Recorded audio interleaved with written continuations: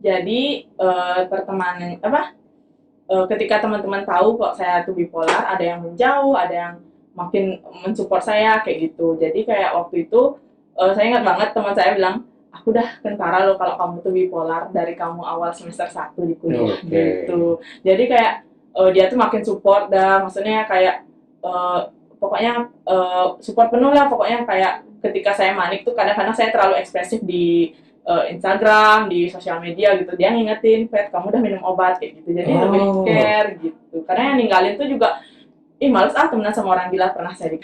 untuk orang seperti kamu sebagai penyintas bipolar itu apa yang diharapkan sebenarnya pada lingkungan? Apa yang membuat kamu sebagai penyandang bipolar bipolar merasa nyaman berada di lingkungan itu? Saya tuh merasa nyaman kalau lingkungan saya itu suportif gitu loh. Jadi Oke, kayak ketika saya manik tuh mereka udah ngerti gitu. ya, Seperti ya, apa yang saya rasakan sekarang tuh, kalau saya manik tuh keluarga tuh udah mulai ngerti gitu. Kamu udah minum obat, kamu manik ya gitu. Bapak mhm, tengok ya ke sana gitu. Pokoknya ya, kayak support yang cukup untuk saya kayak gitu. ya, Ngingetin kalau minum obat tuh penting kayak gitu. Terus saya diajak ke psikiater juga gitu oke. untuk konsultasi kayak gitu sih. Bisa lebih contohnya lebih detail ya. Kalau orang lagi manik itu kayak apa sih sebenarnya? Kalau lagi manik tuh yang pertama tuh yang saya paling gini tuh nggak bisa tidur ya. Saya pernah 3 hari itu nggak tidur. Wow. 3 hari sampai pusing, sampai nggak enak badan Iya, gitu. padahal capek banget secara Capek banget fisik tapi ya. nggak bisa tidur gitu. Oke. Nggak bisa, pokoknya pikirannya kemana-mana lah habis itu Mhm. mikirnya aneh-aneh. Terus yang kedua itu belanjanya banyak banget. Oke. Saya pernah dulu saking apa kayak keinginan untuk menjadi politisi gitu. Saya beli buku sampai 3 juta itu waktu itu.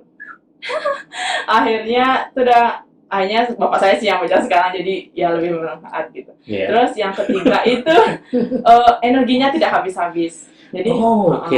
energinya tidak habis-habis. Yang keempat itu happy, terlalu happy, bersemangat. Iya. Terus yang kelima itu curigaan, over curiga gitu kayak. Oke. Jadi kayak misalkan saya naruh sendal nih di jok motor gitu. Di apa di gantungan motor. Saya sampai tulisin gitu. Dilarang ambil karena hanya sendal gitu, bukan barang berharga kayak gitu. Coba saya Oke. berpikiran, ini nanti pasti diambil nih gitu. Oke. Padahal nggak ada apa-apa gitu. Itu semacam keresahan yang berlebihan ya gitu. Terlalu dipikirin banget lah detailnya gitu. Iya. Dengan lingkungannya. Iya. Walaupun ini penyakit psikis ya, tetapi sebenarnya gangguan. Nah, tapi ini sebenarnya memang dampaknya lebih jadi dampak sosial karena tadi komunikasinya jadi nggak nyambung, Iya. jadi nggak jalan juga gitu. Jadi memang kalau dalam kondisi tertentu sebaiknya tidak ada di lingkungan sosial dulu Iya. sampai kondisinya stabil baru dia keluar lagi untuk bisa berinteraksi ya. Karena dalam kondisi manik pasti komunikasinya tidak terjadi dengan sempurna ya, tidak bisa berjalan. Kecuali dia ada di lingkungan yang tepat dalam artian yang memahami dia. Yang memahami dia. Jadi walaupun dia manik pun malah mereka manfaatkan itu kemanikannya itu kan begitu mereka manfaatkan. Misalnya Bisa kayak YouTuber nih, diarahkan. berarti kamu yuk bikin konten misalnya seharusnya sehari cuma 1 bisa 10 misalnya gitu ya. Misalnya seperti Bisa itu. gitu ya. Bisa. Jadi karena itu sebenarnya orang-orang bipolar itu perlu didampingin memang. Jadi kan memang dia mengontrol dirinya sendiri tapi juga didampingi orang-orang yang memahami dia sehingga tadi orang-orang ini juga sebagai kontrol. Jadi support system ya istilahnya gitu ya. Gitu. Dari pengalaman, lebih banyak maniknya apa lebih banyak depresinya? Kalau saya sih dominan manik. Dominan manik. Tapi teman-teman yang lain beda? Beda. Itu ada yang dominan depresi, ada yang apa? Campuran juga. Oke. Sebenarnya apa sih yang dirasakan pada saat kamu manik? Manik itu lebih ke apa ya? Semangat, terlalu semangat. Terus ide-idenya banyak banget. Ide-ide bermunculan, pikiran tuh nggak berhenti berpikir gitu loh.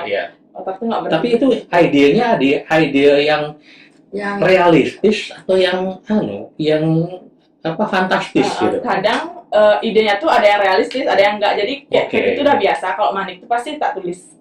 Jadi ketika Betty sudah sadar, oh ini realistis, ini enggak, ini realistis, ini enggak. Apa ya? Namanya journaling gitu loh. Jadi kayak journaling. Jadi aku nulis apa yang aku pikirin saat itu. Karena itu benar pikiran tuh ngebut banget gitu loh. Ini sekarang ini besok. Ya antarnya ini loncat ini gitu. Aku tulis semuanya kan gitu. Akhirnya Itu saran dari temanku sih gitu. Jadi ketika kamu manik, tulis aja apa yang ide-idemu itu, nanti waktu sadar tuh kamu bisa nilai itu realistis apa enggak kayak gitu. Karena kalau manik tuh memandang semua idenya tuh realistis. Oke. Gitu. Ya aku Iya. mungkin Iya, ini baik-baik mungkin saja. itu. Iya. Jadi nggak gimana ya, nggak bisa ngontrol gitu loh kayak perasaannya. Iya, iya, iya. Mungkin Silakan. mungkin saya tambahin karena salah satu cirinya itu ya itu tadi apa namanya suka berkhayal. Kalau saat Oke, malam berkhayal. pun, jadi khayalannya tinggi ya. Kalau kita bilang, kalau orang wajar bilang memang kita perlu punya mimpi Iya, gitu. Tapi khayalan kan beda gitu, Iya. sangat-sangat ketinggian. Karena itu bagus sekali kalau dia sudah lakukan menulis itu dia bisa jadi dia bisa cross check kan saat dia sadar itu gitu ya. Sadar, oh ya, tapi ini realistis. Tapi mungkin ada yang khayalan yang terlalu tinggi, tapi kayaknya memang pengen dia capai boleh aja. Tapi dia kan nanti buat planning gitu. Iya, Nah itu bagus sekali. Jadi memang salah satunya itu dia kegelisahannya terlalu tinggi, termasuk tadi suka berhayal gitu. Tapi kalau khayalan itu bisa dicapai, ya nggak masalah. Gitu. Tadi dia perlu planning dan bagus tadi dia sudah menuliskan ya. Iya. Selama orang bipolar minum obatnya disiplin, hidupnya aman-aman aja, bener nggak? Iya, jadi seperti itu seperti orang sakit darah tinggi ya. Iya, diabetes. Itu jadi memang ketergantungan. Dan gitu, itu seumur hidup maksudnya ya? seumur hidup Iya. gitu ya.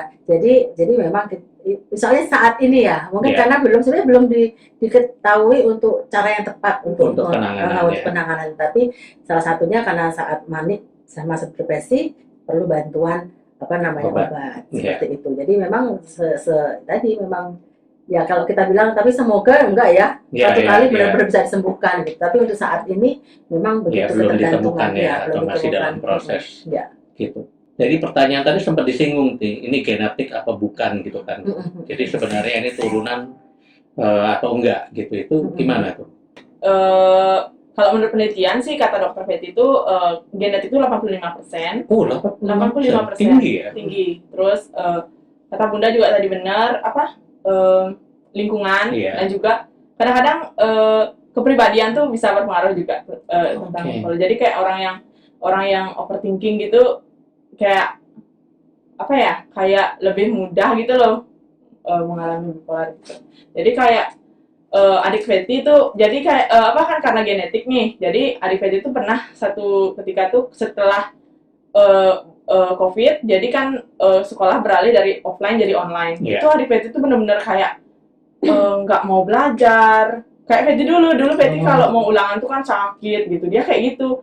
Akhirnya Betty udah khawatir nih, jangan nih adikku bipolar juga gitu kan. Akhirnya inisiatif lah ngajak dia ke psikiater. Ternyata nggak sih, masih gangguan cemas aja gitu. Karena dia nggak terbiasa sendirian gitu. Jadi kayak dia suka kumpul sama teman-teman. Jadi tiba-tiba online kan, jadi kayak menyendiri di rumah gitu. Dia nggak suka gitu. Jadi hanya gangguan cemas. Terus memang bipolar ini genetik ya. Jadi saya curiganya ada keturunan dari ibu yang bipolar juga gitu. Dan teman saya ada, dia tuh bipolar dan kakaknya juga bipolar gitu.